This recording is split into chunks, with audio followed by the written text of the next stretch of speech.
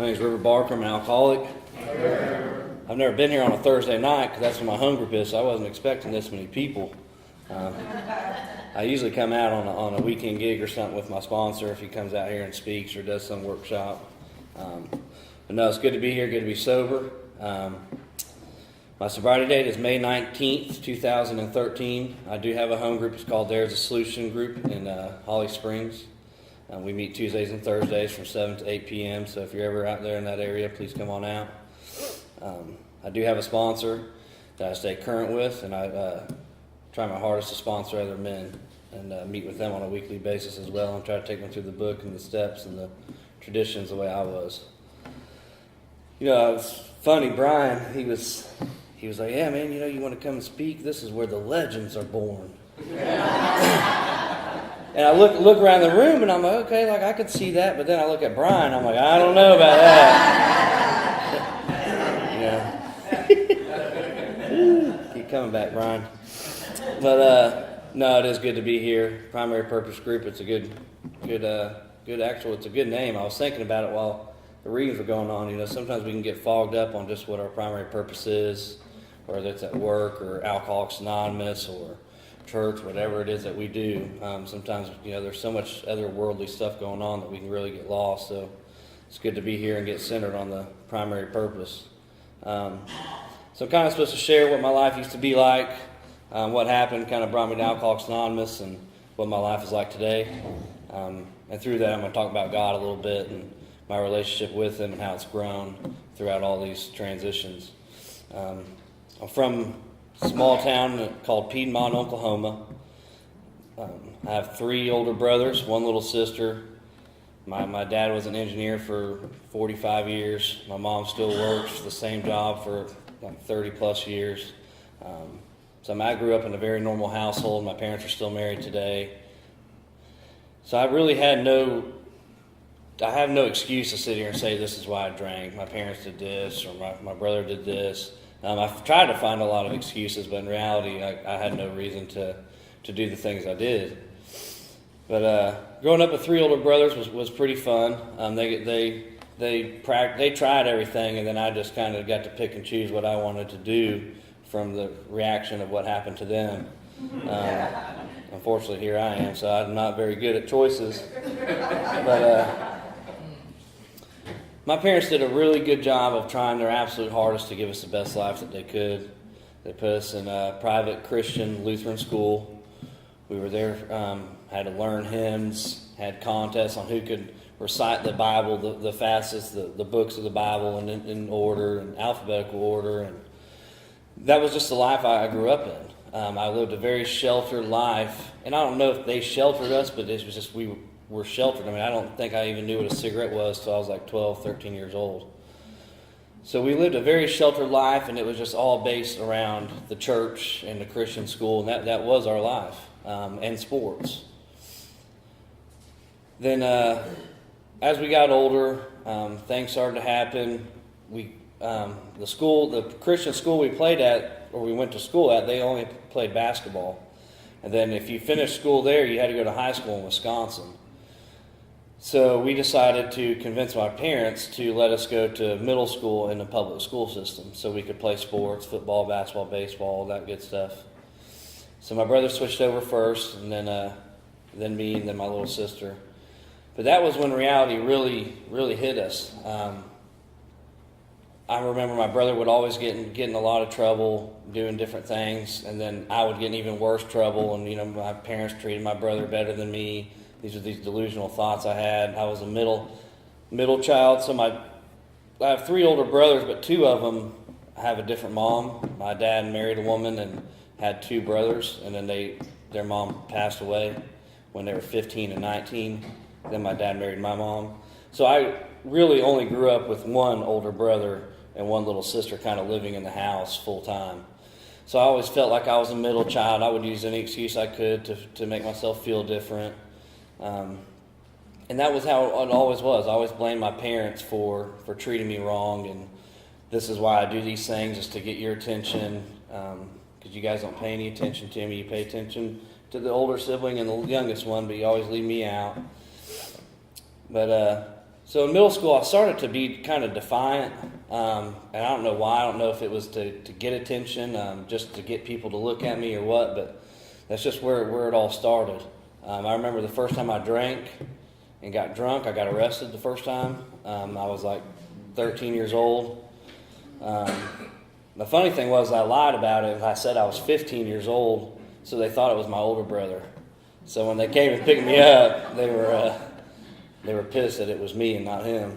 But that was, and I was talking to my wife about it the other day, but like that was my luck from then on. Like anytime I did something, I always got in trouble. Like it's just how it happened. I had the worst, and that's just an excuse. I mean, I was doing illegal, stupid stuff anyways, but like anytime I tried to do something, I always got caught. But I remember when I was 14, my parents had enough, and they wanted me to go to a treatment center. And that was kind of slowly right after that incident that I got arrested. So I went to a treatment center out of state it was a 13-month program. I was there for 3 months. And when my dad came and picked me up for a weekend visit, I packed all my stuff and came home and didn't tell them. So while I was home on a visit, I convinced them to let me stay home. So once I convinced them, they went to work the next day, and the next day I was drinking with my brother. I had no intention of trying to straighten my life out at that point. I feel like I probably could have at that point. I mean, I couldn't have been too wild at 14. But so I immediately drank, and then I went to the same stuff. I mean, there was no transition, no like couple weeks I did good or a couple months or year. I mean, it was right back at it. I remember getting arrested again at the age of 15, I believe, drinking and with drugs on me. Went to jail. Mom and Dad had to come bail me out, pay all this money to the court system to get it off my record, all that good stuff. Then I remember I went to court one time I was on probation, and I showed up to court drunk at the age of 17. And I met my mom there too, so she was pretty pissed. But I remember I didn't know I was going to go to jail, but I went in front of the judge, and my mom met me there, and then they sentenced me to juvenile, which is in the same building, so they walked me over there, and then that's when they found out I'd been drinking. And then they walked me back to the judge, and court ordered me to treatment, to a rehab. So I went to that rehab facility, learned a lot of great things. They had AA meetings come in there. I had a little bit of knowledge about Alcoholics Anonymous, but I kind of thought it was something that people just came and did for a while until they got a grasp on life and got a grasp on their drinking, and then they could leave. I have brothers who have drinking problems, and that's not me saying, that's them saying. But I have brothers that have drinking problems, and I always thought that alcoholism was just something that if you just don't drink long enough, you can finally drink like a normal person. So I went to this treatment center, and this is messed up. But I remember I got out a month before I turned 18, and because of that, they took me off probation because they didn't want to mess with me anymore. I was about to turn 18. I was about to be an adult, so they took me off probation. But I was more excited about anything. None of that mattered. What mattered is my dad was going to go get surgery the next day. And I was excited to take him. And the reason why I was excited to take him is because I knew that they would give him pain pills, and I could take those and drink and be really tore up. I did not care about my dad. I did not care about being a service. I mean, of course, I made it look like that, like I was trying to be the good son. But the only thing I was happy about was being able to take him so I could steal his pain pills. And that's what I did as well. So again, another treatment center I went to, got out, drank immediately. I was drinking within 24 hours of leaving that treatment center. Then 18 came along. This is my record year, I think. I remember, and it's really been weighing on me like the last couple of weeks because we've been talking about steps 1, 2, and 3 at my home group. But I remember leaving my house one night and my mom begging me to stay. Because we all knew what River was about to go and do. He was about to go and drink. She was just begging me, and I remember the look. I was just in the kitchen, and she was looking right at me, just pleading for me to stay. And I could see just water in her eyes. And I left that night and went and robbed a store after I was drinking. Ended up going to prison for it. But I just remember, like the insane idea always won at that point. I think at that point I'd crossed that line. Hey, go and drink and go rob a store or stay at home. The insane idea always won. I had no choice. Like, I couldn't stay if I wanted to. So I went and robbed a store. I was getting into the safe whenever a cop dog came and attacked me. I had this huge scar all on this arm. Got a bunch of serious charges on that. Then I get out. My family bails me out. They don't know what to think and what to do. Then probably a month or so later, I get a DUI. I remember going to jail and calling my family and telling them I'm in jail and thinking it's cool that I don't even know why I'm there. I remember my mom asked me what I did, and I just laughed, and I'm like, I don't know. Like, I thought that was cool. But then I remember sitting in there, and once the fog kind of cleared, I was like, this is not the life for me. Like, this is too much. Like, I've already got a lot going on legally. I don't ever want to do this again. I'm never going to drink again. And when I got bonded out, I left and I drank. Another 18 days after my first DUI, I got another DUI. So a week before I was 19, I went in front of the court with about 10 drug charges, a robbery charge, burglary charge, and 2 DUIs within 18 days. They sent me to prison. I remember going to prison. I remember when my mom picked me up to go to court, to go to prison. I couldn't even remember. I remember I signed a piece of paper at court. I don't even know what I signed. And I went to jail and I slept for like 2 or 3 days before I even kind of came out of what was going on. So I went to prison, learned a lot of great stuff there, got my GED because I dropped out of school. Got my GED there, I was going to get my life back on track. Then they released me from prison. In Oklahoma, if it's a nonviolent crime, you only do like 6 to 10% of your time. So I was in there for about a year. Then I get out and I'm on parole, and I'm from a very small town, so out there all they care about really is just money. So I went and met with my parole officer one time, and she said, if you pay me a certain amount of money, we'll take you off parole. So I went and convinced my parents of my track record and how it's going to affect me if I get in trouble again. So they went and paid my parole fees, and they took me off parole. Within maybe a month of me getting out of prison, I was drinking. It was just the same stuff. I was just trying to be more cautious about it. Like, this time it's going to be different. I'm not going to include drugs. It's just going to be drinking, and it didn't work. I went and got a job in the oil field at a family friend-owned company, and it was great family, great job, but they allowed me to kind of just go on a 3 or 4 day binge and walk back in like nothing happened. So that was a life I lived from about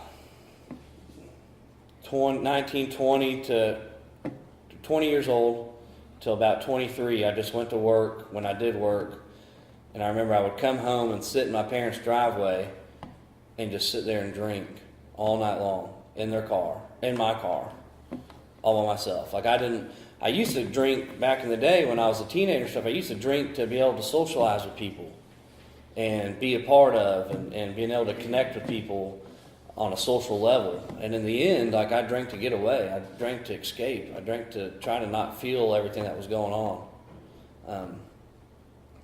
It was hard. It was a bad time because the pain never went away. Then 23, I got in a lot more trouble. Went back to prison. I remember I was facing 9 years in prison, so out of fear, I went to a treatment center, and it was another 12-month treatment center. I was there for 28 days, and then I left. I stayed sober for 9 months, out of fear. And I went to court, and they gave me a nice prison sentence. And I remember, I can only speak of those prisons, but I remember the minute I walked into prison, I drank. It was that easy. I've been sober for about 10 months, because they had to process me. So about 10 months sober, I walk in, and they ask me two things: where are your papers at to show all your charges, and do you have money on your books? Once I got the okay by the prisoners, I went to drink. So at that time, I had my family my parents were sending me $80 a week, and my girlfriend at the time was sending me $80 a week, and I spent every dime every single week on alcohol inside prison. And I did that for years. But I didn't care. I didn't care the effect that it had on them. Like I just wanted to do what I wanted to do. And I couldn't see like that far ahead of how it's maybe affecting them. How it's affecting my parents to have to pay $80 a week just so I can drink in here. And on top of that, how it's affecting my girlfriend, who's taking care of all of our bills, to send me $80 a week.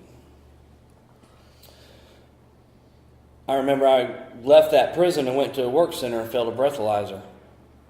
So then I was in the hole for months. Didn't even get to see or talk to my family.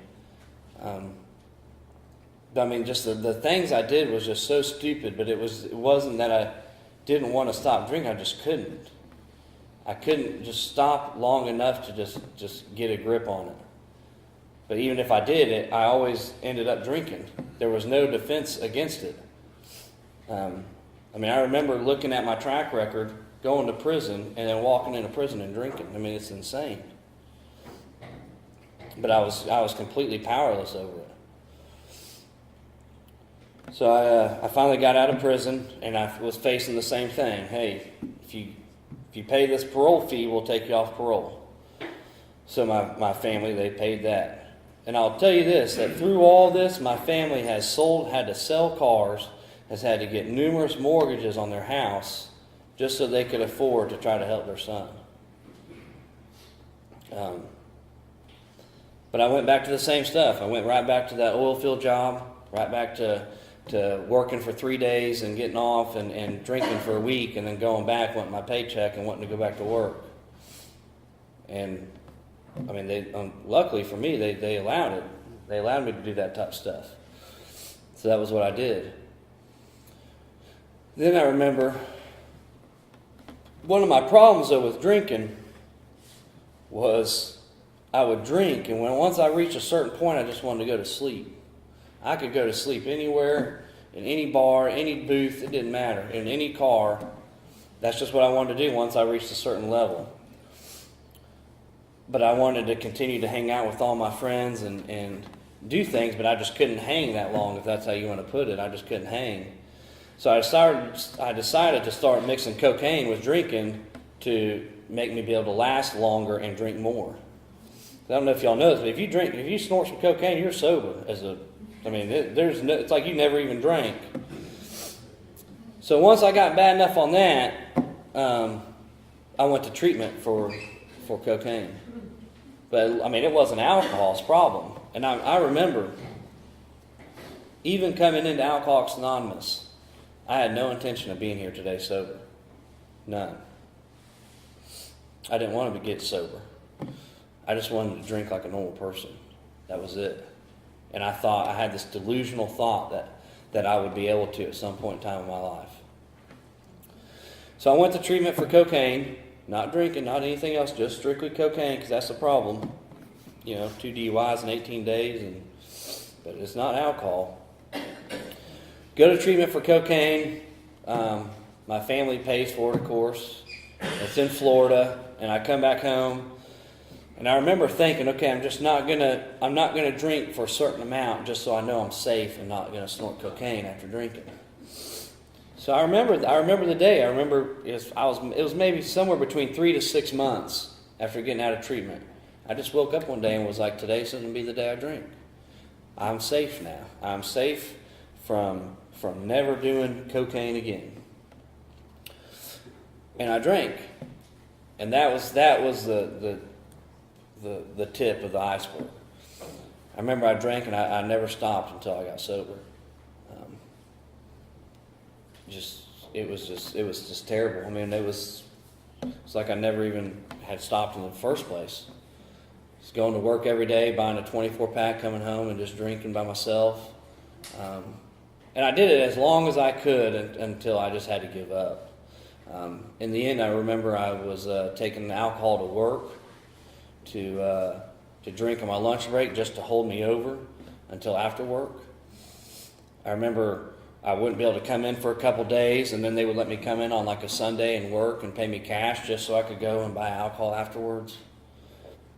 I remember on a Father's Day, the whole family was there visiting with my father, and I wasn't, and he wanted me to come and visit with him. And I said, the only way I'll come and visit with you is if you buy me some beer.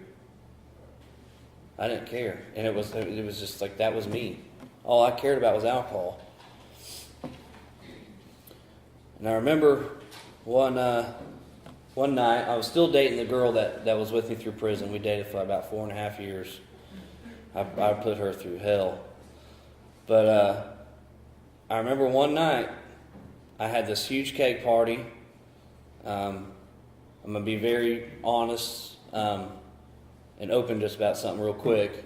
But I had my girlfriend at the time, had a bunch of cash on me, had a cake party, and had hookers. And I woke up with a whole bunch of money, cash, a girlfriend still by my side. Like my life was still okay. Like my life was not, I wasn't in shambles, I wasn't homeless. It wasn't that I did not have a car, had a car, had money, like I had everything I needed. But for some odd reason I was on the phone with the treatment center wanting help. And it was God, and I remember the phone call very clearly. I remember a few things very clearly, and this is one of them, and I just know that it wasn't me. It was like I was if I look at it today, it's like I'm out of my body looking at it. Like it was not me at all. But I just remember thinking that like there's got to be more in life than this. And I remember thinking that morning, just closing my eyes and just saying, God, just please help me. Like I don't want to live like this anymore. I couldn't imagine life with alcohol. I couldn't imagine life without alcohol. But I knew that there had to be something more. So I went to that same treatment center in Florida, but Mommy and Daddy didn't pay for this one. So that was already something a little bit different. As a matter of fact, my parents didn't even know I went until I was there. I called them and I let them know that I was there. And it was good. I remember going to AA meetings while I was there, but still having that mindset of, like, at some point in time, I have to be able to drink like a normal person. My goal in life was to be able to come home from work, mow the yard, and drink a cold beer like a normal person. And wake up the next day, be perfectly fine, and go to work. That's all I wanted in life. And that's all I wanted even when I got sober. And even I want to say that there was other times that I went to jail and went to prison and DUIs and pleads and begs with Mom that I wanted to be sober more than when I actually got sober. It was just I just couldn't. There was no spiritual guidance there, and no really me reaching out for a spiritual solution. But I remember I went to this treatment center. And I met a girl there who lives in North Carolina. So, of course, we're going to go ahead and plan our whole life together. And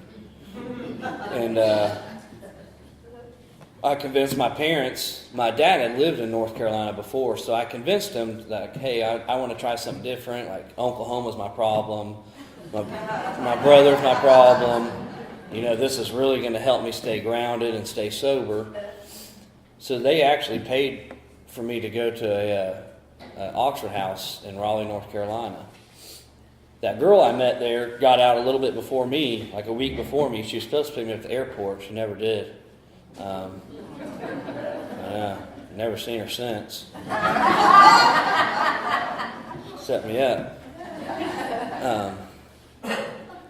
No, but it was good. I mean, that was the start of my journey. What time is this thing in? 8:30?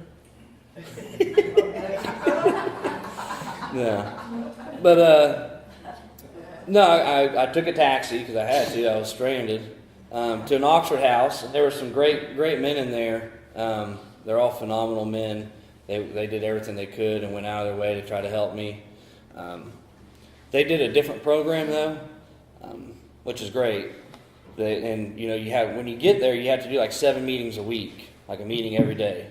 So they really went out of their way to take me with them to their meetings. So I got my meetings in and filled out my sheet and this and that. And that was fine. Like everyone was just supplying everything for me. I could just sit back and do nothing. Mommy and Daddy were paying my weekly rent. These guys were taking me to meetings. Like, what more do I need to do? Then I remember one more clear thought just came to me of why don't I go to an Alcoholics Anonymous meeting? So, I got on the computer, looked up a bus route because I'd never ridden a bus before. I'm too good for a bus.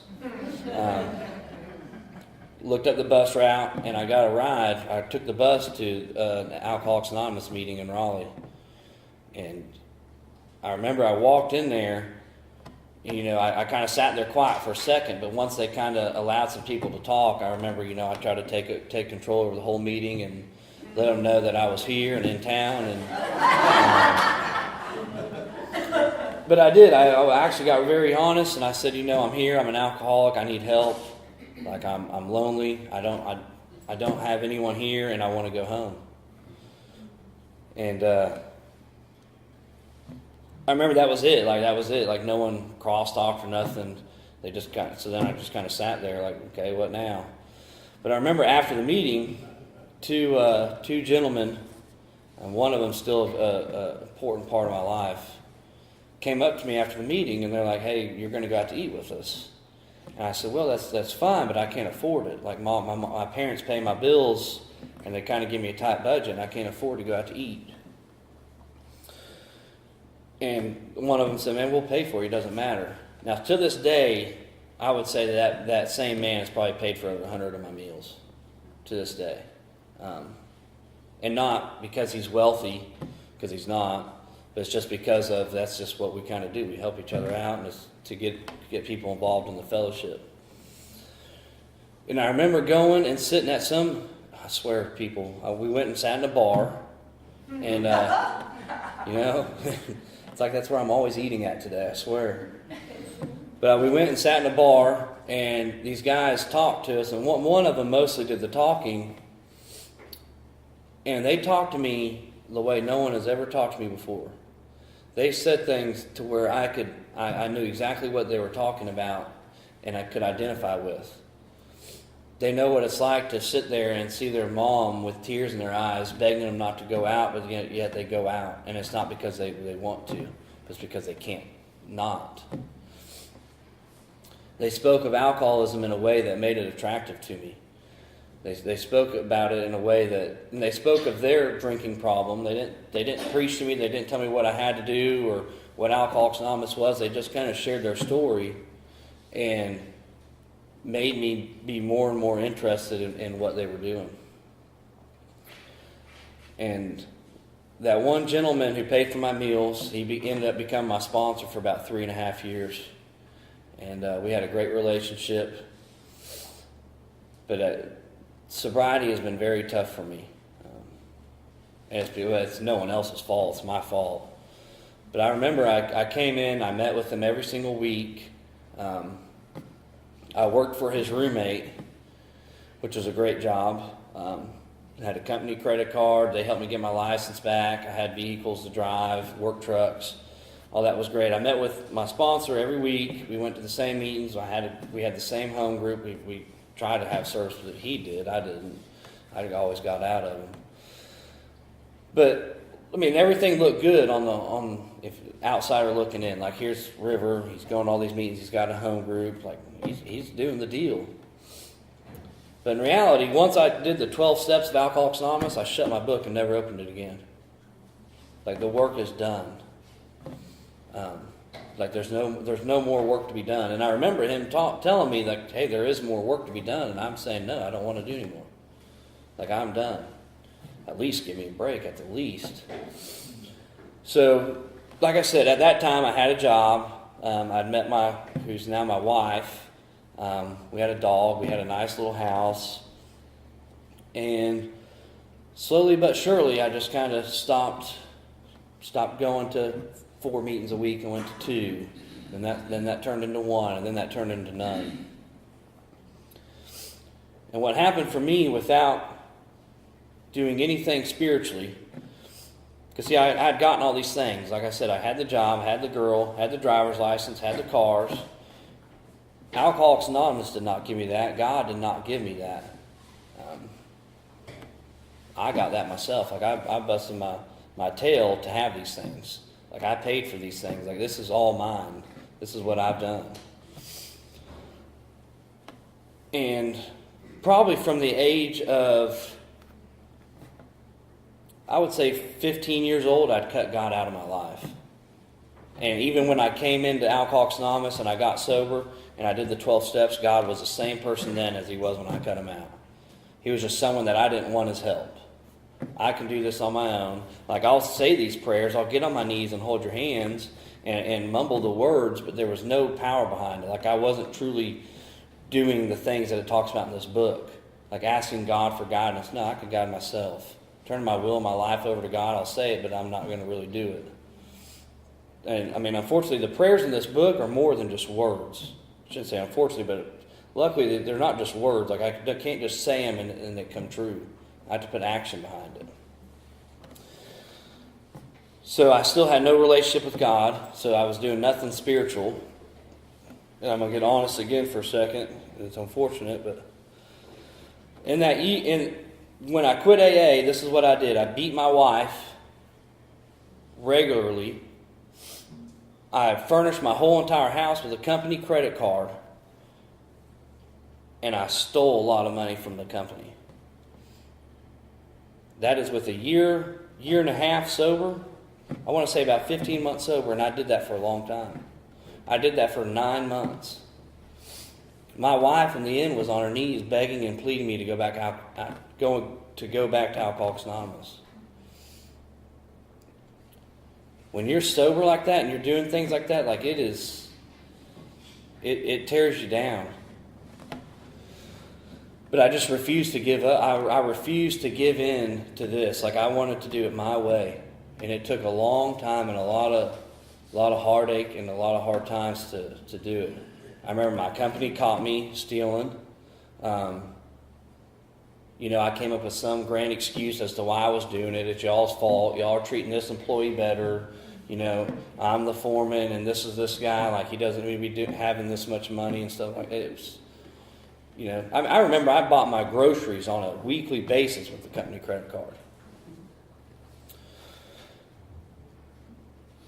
But, my wife always says, we shouldn't rob people from the experience that they need to have. And that was the hardest experience, but probably the greatest thing that's ever happened to me. Because I've seen what my life looks like without Alcoholics Anonymous. It talks about in the book, like quitting drinking doesn't matter if you don't apply it to your life. So it's funny, God has a funny way of working. I went up to a Starbucks in Durham at some random day, some random time, and ran into that same guy that first sponsored me. And I made a commitment. We just ran into each other, so we started to talk, and then he asked me a good question of, how are you doing spiritually? Because he asked how I was doing. Oh, I'm good. Then he said, how are you doing spiritually? And I got very honest with him and told him everything that was going on and that I was spiritually dead. And from that point on, I made a commitment to go back to Alcoholics Anonymous. But this wasn't just to come in and do it the same way. I mean, this was to come in 100% and turn my whole life to Alcoholics Anonymous. And it was tough. It's tough coming back into the rooms, especially when you didn't drink. Like people are like, why are you back? Like what happened? But I came in and I humbled myself and I put my head down and I did what I was supposed to do. I got another home group, got a service position, and tried to just focus on helping others and doing what my sponsor told me to do. After about a year and a half, that sponsor called me and said he'd been drinking for about 9 months. Then I got another phone call from another man that said, hey, it was like simultaneously. Like I hit end on the phone with my first sponsor, and then I get a text message from another man that says, call me. So I call him, and he's like, yeah, you're going to meet me at my house at 6 a.m. on Monday. And I was like, geez, man, like, goodness. But he was like, do you want to stay sober? And now I went I had zero transition. Like, I went straight from one to the other. Like, there was no pause time. So I didn't go without a sponsor, which was great. He didn't let me get lost. Sometimes, you see it happen sometimes. People lose a sponsor or something, and they kind of get complacent for a second.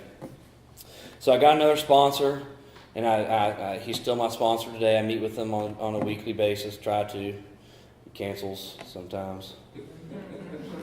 No, but it's good. And I've really dove down into Alcoholics Anonymous. I used to have home groups and go to meetings that were really based on like fellowship and stuff, and that's great, but like I needed something deeper. I needed to focus on a solution that was good for my entire life. So I joined there as a solution out in Holly Springs. It was no stranger to me. I'd been going there ever since I'd gotten sober.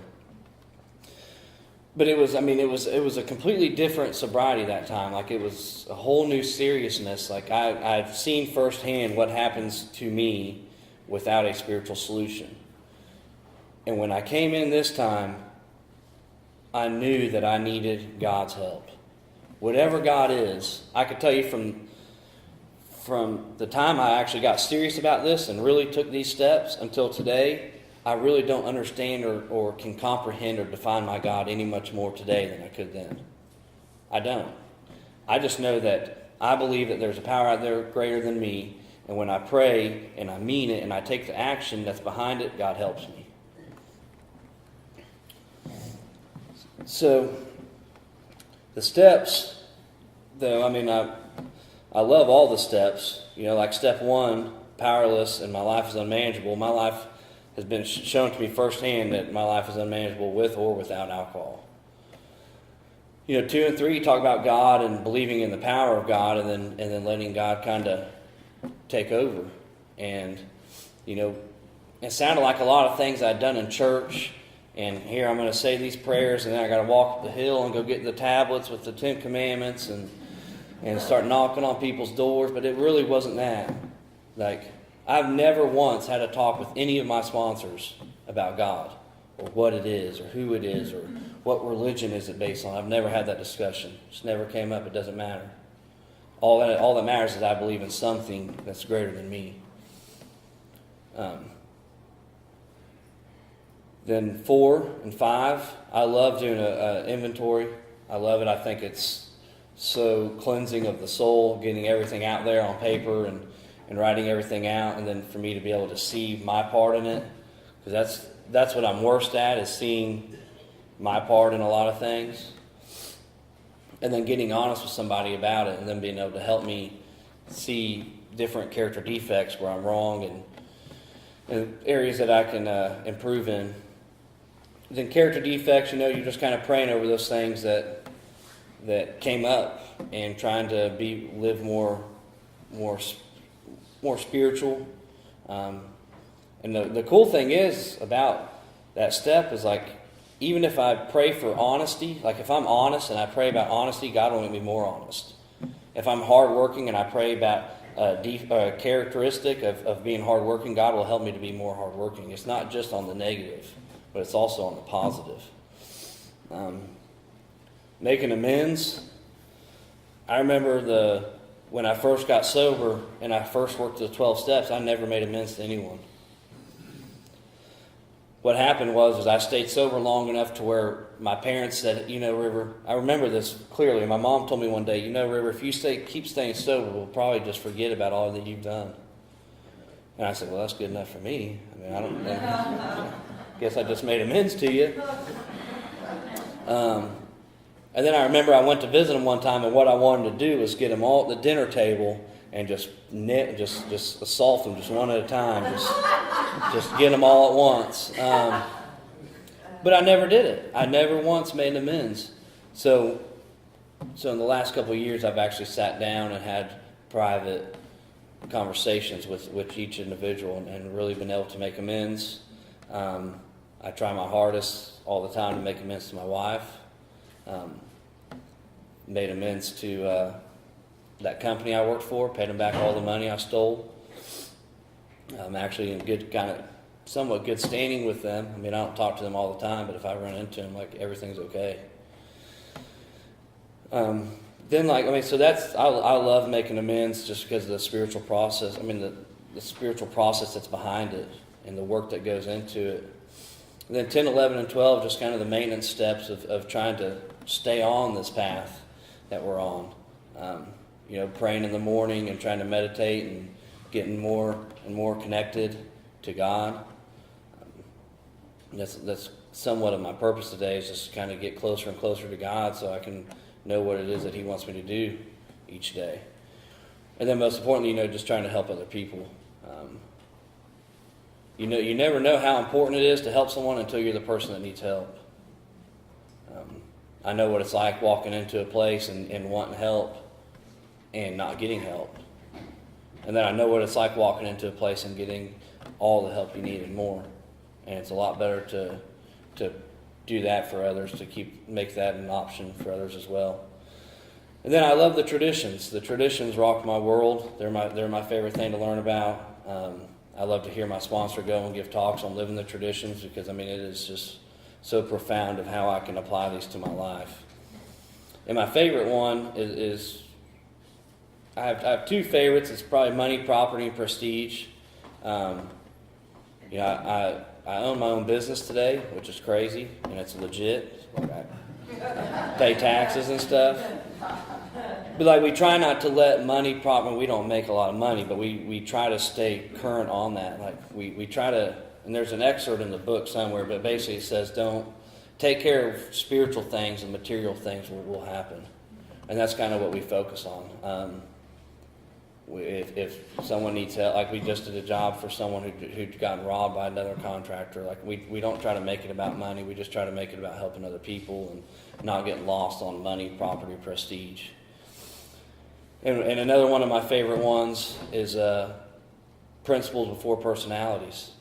I'll hear some people in my home group sometimes say something, and I'm like, you are nuts.